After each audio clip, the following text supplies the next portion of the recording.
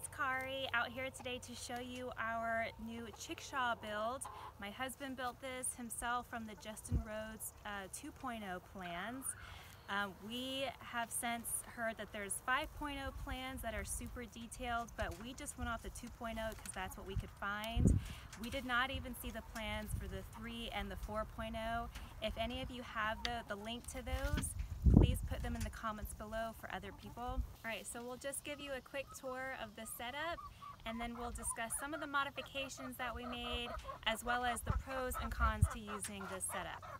So over here we have the door. We can unlock these hatches here in the mornings when we want to let them out. So the thing about this coop is that it's really just for nighttime use. We have an electric fence set up so that they are free range during the day, but at night this is what we lock them into. Inside we have the roosting bars here. So generally you can have about 40 chickens in here. It's a little bit tight, but again, it's only for the evening time.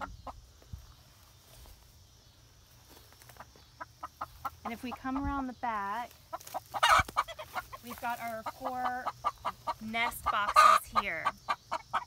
So the nest boxes are nice because you can go around the back side of this chickshaw to collect the eggs. That was one of the benefits of having this chickshaw versus the Swiskovich chicken tractor, is that we didn't have to go inside the coop to collect the eggs. So that was a big bonus for us. It is much cooler in here underneath their coop for them during the afternoon. It's about mid-90s right now, so this provides a lot of shade and airflow for them during the day.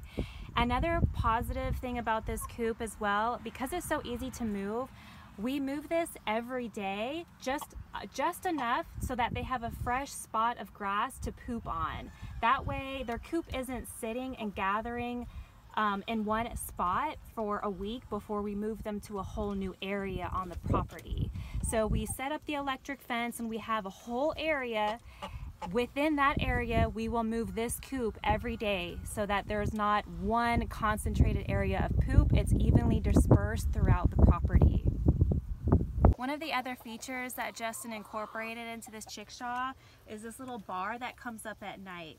So this is supposed to help keep them from going broody, so that they're not sitting on their eggs and sitting there and going broody and pooping in the nest boxes, and just to help keep the eggs clean. So during the day we have this down, and at night you're supposed to put that back up. Let me take you around back here. And this is all roofing panel.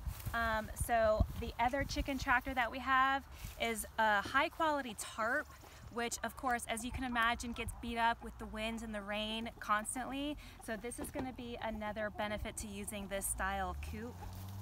So if we come around back, these are where you can gather the eggs. So one of our hens is in there, but you just pull out these nesting boxes. You can fill them up with fresh hay, and you can collect the eggs here, and then you can just put it back in its place. So that makes it much easier to collect your eggs. So this was one of the cons to this build that we have found since using this. This is the kickstands that you need to put up, and that's why this little latch is here to keep this up while you're moving it. However, my husband actually forgot to hook this up when he was ready to move this, and so it ended up just breaking this kickstand. And not to mention, he forgot to put the kickstand back down in its place. And so we lost a hen because she was stuck under this, and it tilted down and literally squashed her. So we lost a hen and we broke the kickstand. So we've only had this in use for 2 months now. We will definitely be modifying this kickstand so it's a little bit more apparent and obvious before we move it that this needs to be put up in its place. So coming around the side,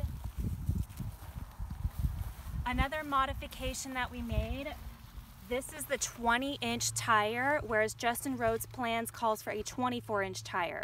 The reason we did this is because there was a huge price difference. My husband is really good about repurposing wood instead of buying new lumber and pricing everything else out to the cheapest we can possibly do it without compromising the quality.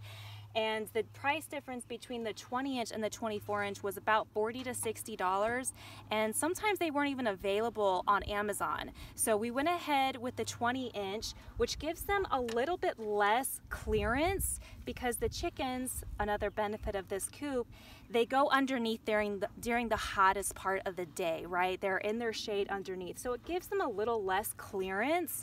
For us, it was worth it without compromising the quality to go ahead and save money on the tire, still giving them enough room under the coop to hang out during the day. And to accommodate for those lost 4 inches, my husband put in these 2x2 spacers just to give that extra 4-inch space. And this watering system is another modification that we made to the system just to make our lives a little bit easier. Instead of having to have a bucket that we pick up and move separately, we've attached it directly to the coop. So this is a 5-gallon bucket. We keep the lid on, and we have some heavy duty screw on the axle that can carry that extra weight. And then we've got some PVC pipes with some valves which lead to the inside of the coop where you see their cups.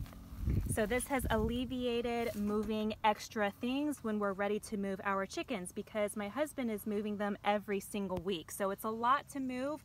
The less that we have to move, the better. One of the other bigger differences is this board here that my husband extended out to the very front. In his 2.0 plans, it stops right here, and then he has another piece of wood coming up here to the handle. And I believe in his 5.0 plans, he's actually made this modification where it's just one long 10-foot board up to this handle. Another modification that we're going to do is we're going to have an interior kickstand so that when we want to keep this top open to clean out the coop or anything like that, it's easy to prop it open. Right now we've just got this extra 2x2 sitting here. So that's how we keep it during the days with the lid closed. We were just kind of showing you the inside. And like I said, at night, we'll put the door up, and when you're ready to move your chickens, the same thing. You come out first thing in the morning,